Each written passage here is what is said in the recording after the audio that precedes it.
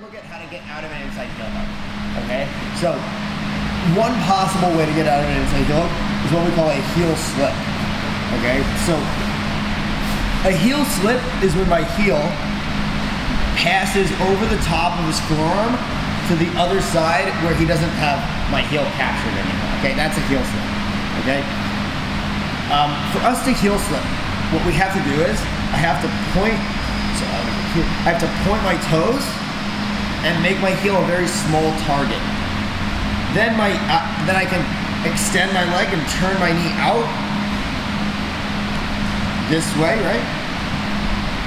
And now he's no longer got my heel. Okay, when we do this, okay, so just a safety like tip, right?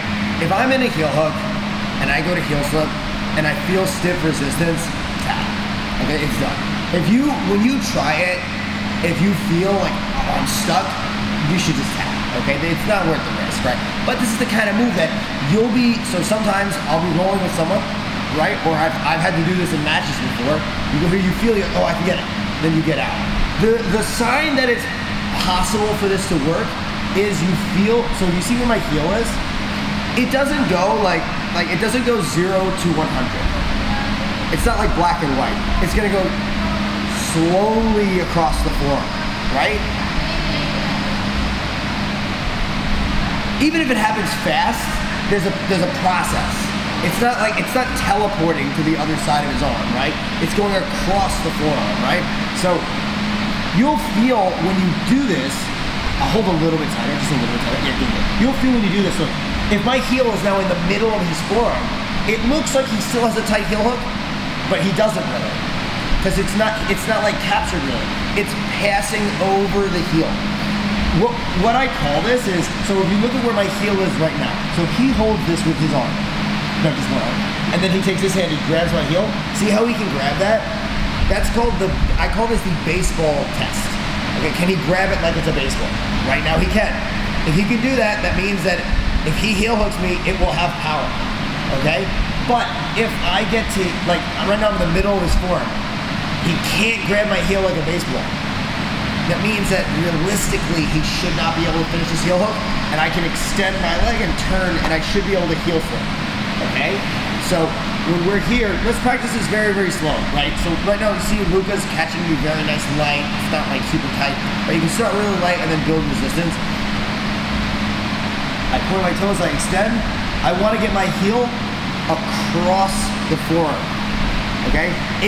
Look, the biggest obstacle will be this, the initial, like the first, basically like half a second is gonna tell you whether this is gonna work or not, in my opinion, right? You'll see guys try this repeatedly, but I think that's not smart. I had a match one time years ago at Brown Belt. It was an IBJJF tournament, and I got a guy here, and he kept trying to do this, and it was not working, and then his leg broke, like pretty bad, okay? This is something you wanna try for like 2 to 3 seconds.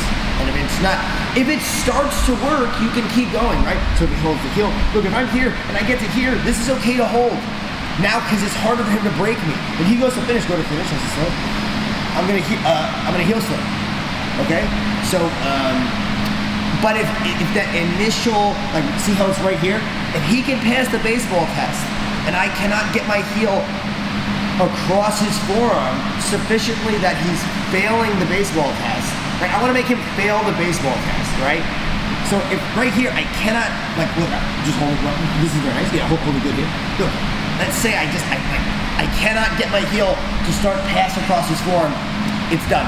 That's the end of the match. Tap. Okay. Don't be an idiot. Okay. But if I can extend my leg and get it where my heel is sort of passing over his forearm, okay, you might be able to get out, right? Now, something else to do, guys, extend your leg, right? We don't want to have a bent leg. If my leg is bent, this is not helpful to me. Okay, this is helpful to him. I want to extend my leg. Who saw the match with Tommy Langaker and Oliver Taza at Polaris recently, right? Yeah, so did you see my stories about the finish, or like the attempted finish, right? It's sort of a complicated situation. I can't go over everything right now, but basically, Tommy had his leg fully straight and his knee was turned this way. That's hard to finish because what he wants to do, I don't do this obviously, because you could still, hear you. If he pushes my knee down, that's what he wants.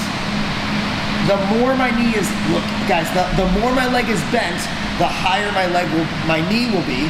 That means there's more space for him to push it down. And the more I turn this way, right? Ultimately, like, if my knee faces the ceiling and my leg is bent, he has maximum range to push my knee down. If I extend my leg, look, my knee is coming towards the floor. So he has less range. So don't catch the heel. Actually, let me just put you in it. So guys, watch. Let me go this way. Okay. And I'll flatten this out. Straighten it. Actually, stay right here. Bend the leg a bit. Guys, look. I'm not going to have the heel hook, but like, look. Watch. I want to push the leg down. The farther range I have, I'm taking the ligaments and I'm stretching them. Right? So the more the leg is bent and the more the knee faces the ceiling, the more range I have. But when he extends the leg, yeah, here, look, keep this right here, this is good. Not really, see I'm not pushing it down really? I'm just squeezing my legs and it's like, that's not really the goal. The goal is this, to push the knee down. That's what I want. But if the leg is extended, I don't really have much range to push. Now what I can do is I can bridge. You can still bridge here, and that will still push the knee, but it's still not as strong, right? So when we're here, let's go back until you can put it in. If someone catches us, your first instinct should be as follows. He catches you, I catch the heel, and I'm gonna extend my leg and point my toes, right? Because what I'm doing then is I'm starting to take my knee down, and now I'm taking my heel over his forearm. Okay, and that's a heel slip.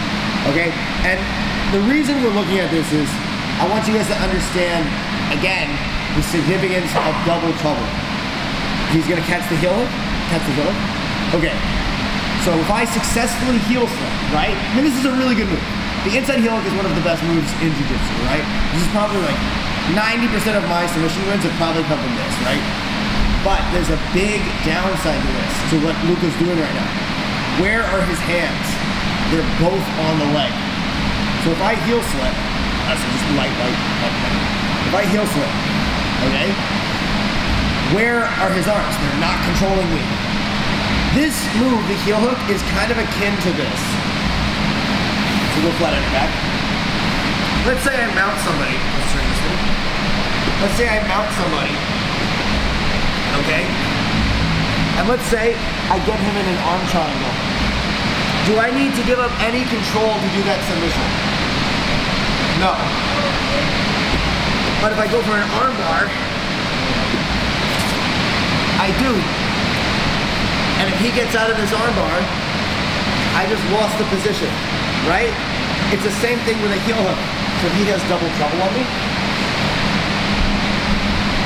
double trouble, no, both ways. Yes. Okay, now let's say he does a great job and he gets the heel hook. Yeah, no. Let's go get the heel hook. Yeah, however he did it, he did that. He did a great job and he got to the inside heel hook. That's like being in mount and going for the arm bar. Can you get it? Of course, right? I mean, there's times where that's a good move.